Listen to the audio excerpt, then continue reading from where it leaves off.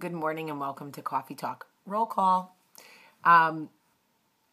Yesterday's roll call was about a first kiss because I think that there is nothing more magical than a first kiss when it goes right. But even when it's wrong, even when a first kiss is bad, because I'm going to tell you something.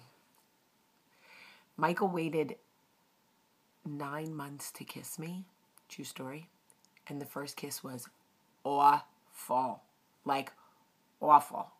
Like, I was like, it was so bad.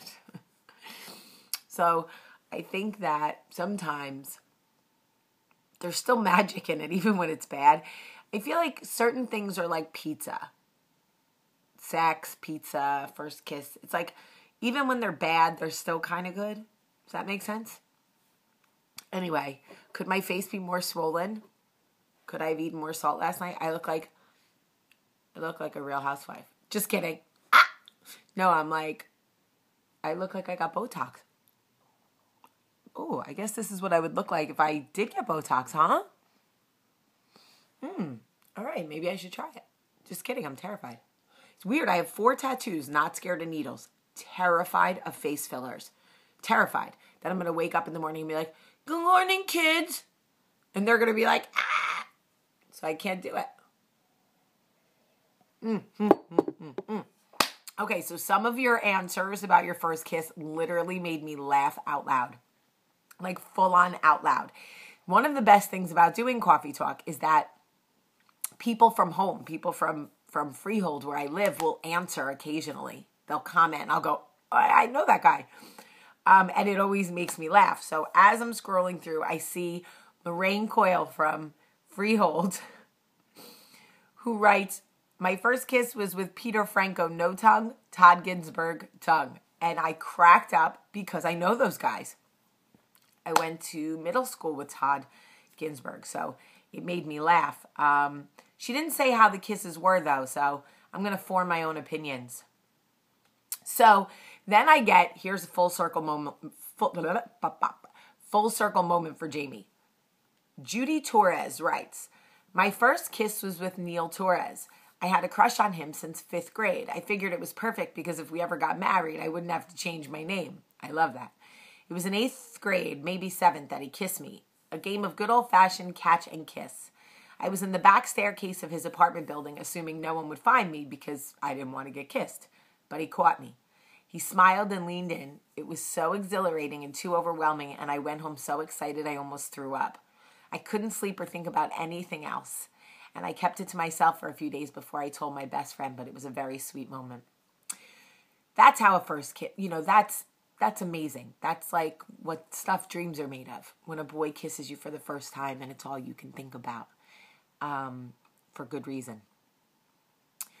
The amazing thing is, what people don't know as they're commenting, is Judy Torres is one of the most famous female freestyle singers of all time. And if you're from the tri-state area, you know freestyle music rules like the world up there. I am one of the biggest freestyle music fans in the world. So even though Judy and I are now friends, whether she likes it or not, every time I see her name or Susie's name or any of their names as people commenting on my stuff, I have like a fangirl moment and I like start singing, which I'm sure Judy does not appreciate. When I'm like, "Oh, Judy Torres, there's no reason for you." I'm like, oh, she doesn't want me to do that because I'm destroying her music. Okay, Darren Ferris, your answer made me actually laugh out loud. It laughed out loud into my mouth. Darren Ferris writes, "It was awkward and scary. I'm gay and it was with a girl when I was 15, but that's not why it was scary. Her breath was so bad I wanted to gag." Oh my God, I laughed so hard. How awful for you. Nobody wants to kiss somebody with dragon breath. All right, Michelle Williams-Taylor says, "Okay, I don't have a glamorous story, but my first kiss was with Randy, my now husband. We moved next door to him and hung out for a while and then started dating and have been together for 22 years, married 15. I met my first kiss and true love for my life." Okay, so sweet, you're giving me a toothache. Did not happen to me. My first kiss. Evan Leiser's married, I hear, to a great girl. And they have kids, and he's like a super dad and owns like Ivy League day camp in New Jersey, which is one of the camps I went to when I was a kid. I like when people tag their kisses in the Penny Bruce Adamson at the movies in 7th grade. I thought it was so disgusting. I went to the bathroom and wiped my mouth out.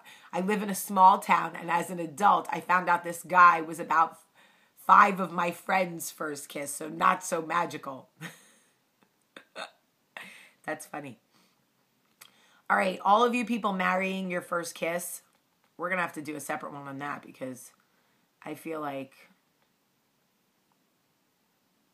Okay, Benny Fancher Wingate. I remember I was 11 and she was 10. I won't say her name because she married my best friend, but she knows who she is. That's awesome. Okay. Do kindergarten kisses count? I mean, I feel like kinda, but that makes me... All right, Michelle Brown. It was hilariously horrible. We went to an Italian restaurant and then to a movie. His mom drove us, then drop us off. His mom goes, "Are you going to kiss her or what?" So we ended up headbutting, and it seems it took forever to line our lips up with no noses in the way. Okay, Mom. What are you doing, Mom? No. Sandy Beasley. Sandy Beasley says, Matt King, he was my first love and was amazing. I was 13 and it was fireworks. He smelled so good and I was so in love. It was a Springfield campground in Anderson. I can still remember everything about him to this day. Sadly, he committed suicide one summer, but I still think of him every day. That is a wonderful first kiss. I think this is why they put so many murder movies at camps, because all of us youngins were kissing at camp. Lessa LeBeau says, a boy named Randy. I carried a torch for him for years. No, seriously, years. I love that. I love a first kiss. You guys have to read some of these comments.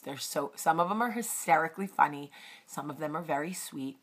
I enjoyed so much doing this for you. For those of you from New Jersey, from Freehold, who went to Freehold Township High School, Dr. Hayden, our beloved, is not doing well. So I ask everybody to please send prayers to Dr. Hayden. I'm going to mail him a card.